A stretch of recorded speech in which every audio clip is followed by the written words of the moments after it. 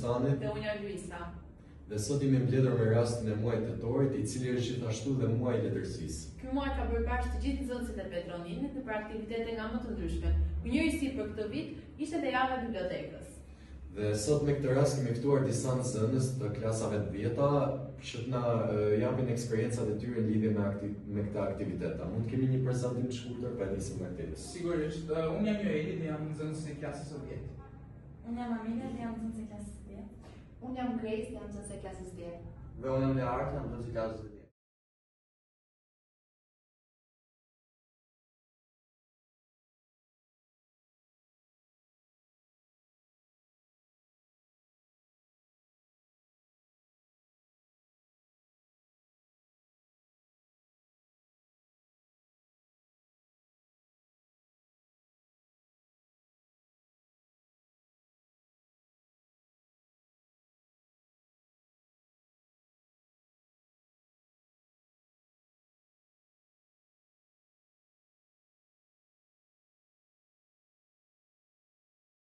Kjo javë unë dha gjithsej në 5 stacione, dhe ku stacioni I parë unë ndërmorë në bibliotekën e shkollës tonë, ku ne dëgjuam shokët tanë, shokët e shoqet tanë të rrëfeshin veprat rreth letërsisë shqiptare, të zërave shqiptar, të Titor Ankollit, të Ismail Kakaresit të tjerë, dhe ti ndanin ato me ne dhe të na frymëzonin. Shumë bukur.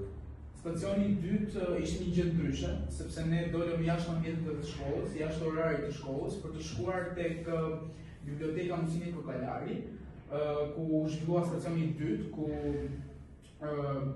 6 prej nesh rrëfyen rreth librave klasik. Pra rrëfyen provojën e leximit të librave klasik dhe gjithashtu ndanë me ne mesazhet e tyre rreth këtyre librave. Stacioni I tretë u bë edhe ky jashtë shkolle, sepse ishte sesionim që bëheshin jashtë shkolle që përfshiheshin të merrnin vesh për këtë aktivitet që bënin me njerëz jo vetëm të shkollës tonë. Stacioni I tretë u bë në qendrën Slotyer Kolea, që është pjesë e bibliotekës kombëtare shqiptare. Stacioni I tretë bënte fjalë për kishte një temë letërsia që sfidon botën. Në stacioni I katërt, që ishte dhe stacioni I fundit që ne zhvilluam me libra, u zhvilluan te piramida dhe ne folëm për lidhjen e njeriut me botën shpirtërore të një libri, ku morën libra si Spektakli I Vetit dhe nxënësit shpërndan mesazhet dhe kuptimin që morën nga I libri. Stacioni I 5 na rikthejmë këtu në shkollë, pikërisht tek ky episod I podcastit. Pas kanë bërë kështu. Po, realisht shumë frymëzuese nga nxënësit e viteve të para. Juve gjatë kësaj jave ju ndoshi dhe një moto, motra lexoj ndaj frymëzoj. Pse pikërisht kjo moto? Çfarë do thotë për ju kjo moto? Gjithçka nis te leximi, që është faza e parë, dhe më pas neve duke bërë videot dhe skanimin me QR code, ne arritëm të ndajmë eksperiencën tonë dhe mesazhet që përfituam nga librat. Dhe frymëzimi është e fundit dhe më kryesora sipas meje.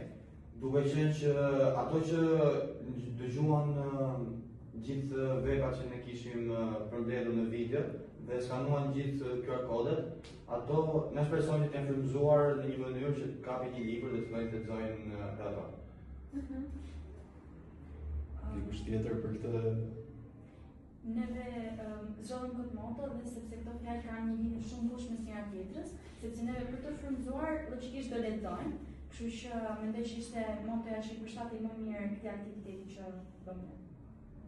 Po në lidhje me brezin tonë, sepse për mendimin tim kjo moto realisht më ka frymëzuar në aspektin e kontaktit që ne sot kemi më pak me librin dhe më shumë me rrjetet sociale. Personalisht kjo moto ishte një mesazh që ne duhet të kushtojmë, kthehemi pak në kohët e vjetra ndoshta, që t'i kushtojmë pak më shumë rëndësi librave, siç ka qenë atëherë, sepse në fundit librat janë ato që kanë sjellë dijen e parë tek njerëzit dhe më pas librat kalon nëpër telefonat që përdorin sot. Unë mendoj që I gjithë aktiviteti ishte një gërshetim, sepse ne gërshetuam telefonin, teknologjinë me anë të QR kodeve, por gjithashtu morëm element nga bota e leximit, nga jeta e personazheve të këtyre librave, duke I sjellë në një të mesme të përbashkët që të gjithë ne të lexojmë më shumë prej telefonit që të dëgjojmë me audio këto rrëfime dhe të frymëzohemi nga mesazhet kaq domethënëse që këto libra kanë sjellë në këtë shkollë. Shumë interesante, ky vendimi për t'i kombinuar të dyja është një mesazh shumë i fortë që sado të zhvillohet teknologjia gjithmonë me mënyra të reja mund të rikthehemi atij leximin dhe të fitojmë sa më shumë vlera, dituri e tjerë. Atëherë po ju bëj edhe një pyetje tjetër, kur e morët vesh për këtë aktivitet, çfarë pritshmëri kishit? Me thënë të vërtetën, pritshmëritë tona donën domethënë krejt lartë, siç me çfarë prisnim neve. Neve ndërtuam një sisteme QR code ku e kemi vënë në katin e dytë në korridor, ku mund të aksesohet nga gjithë shkolla nxënës dhe pedagog mësues.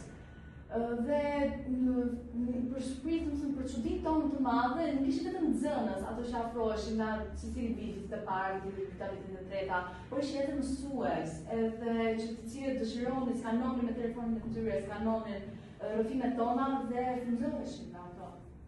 Pastaj mund të shkojmë që në stacionin 2, 3 dhe 4 që dolëm jashtë ambientet të shkollës, ne lam gjurmën tonë, gjurmën e javës bibliotekës nga shkolla Petroninë, e lam dhe tek një deg shumë e rëndësishme e bibliotekës kombëtare, që është qendra Sontir Kolea, ku pema jonë është vendosur në sekretarin ose në recepcionin e kësaj biblioteke, ku çdo kush që është pjesë e bibliotekës, çdo kush që hyn apo del nga biblioteka mund të skanojë dhe gjejë rrëfimet e librave që mund t'i frymëzojë për të lexuar një libër të ngjashëm ose atë libër. Bravo, një arritje shumë e bukur për mendimin tim. Ju lumt, bravo ju qoftë ju vitet e para, sepse ishte një gjë që realisht na ka befasuar jo vetëm ne si nxënës, po të gjithë, siç thatë ju mësuesit që afroheshin për të dëgjuar juve dhe sa bukur ofendit për librat. Të vërtet keni lënë një ndikim sipas mendimit. Po tamam një gjurmë. Po bëj domun pyetjen për mbledhse. Atëherë, pse mendoni se podcasti është një mënyrë e bukur për të promovuar libra dhe leximin e tyre? Nëpërmjet një podcasti, ne gjithë japim mendimin tonë, rrëfejmë, edhe ato që na shikojnë, pra audienca, ndikohen nga ne, edhe mendoj që është një mënyrë për t'i frymëzuar ato tek libri, edhe në këtë mënyrë sikur jemi frymëzuar ne nga dikush tjetër, ato do frymëzohen nga ne. E vërtetë, shumë e vërtetë. Dikush tjetër do të shtojë? Duke qenë që brezi janë ditët e sotme është më shumë i fokusuar në teknologjisë dhe podcasti është një degë e re që e cila frekuentohet shumë nga mosha jonë. Unë mendoj se është një mënyrë shumë e mirë që ne ta shpërndajmë zërin tonë dhe këtë mesazhin e këtij aktiviteti përmes podcastit, i cili është i ndjekur sa ka më parë. Po, është një mënyrë shumë e mirë për ta përcjellur. Definitivisht është, sidomos tani që shohim sa shumë janë shtuar këto podcaste, sa shumë pëlqejnë, edhe është një mënyrë shumë e mirë sepse është një lloj bashkëbisedimi nga të gjithë kokat edhe është një ndërthurje mendimesh e cila mund të përcillet shumë mirë te shikuesit.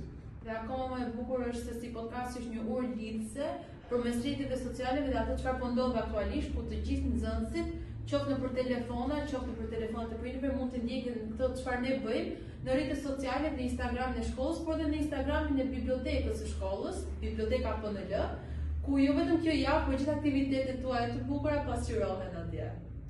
Shumë faleminderit që ishit pjesë e këtij episodi. A ju pëlqeu podcasti? Po, shumë zezë. Ka rëndësi. E shijojmë ne shumë për këtë podcast dhe shpresojmë që të kemi nxënës të rinj si ju, të rinj që duan të frymëzojnë dhe të rinj që kanë këto aspirata rreth kësaj rruge të bukur të librit, por jo vetëm. Bravo ju qoftë.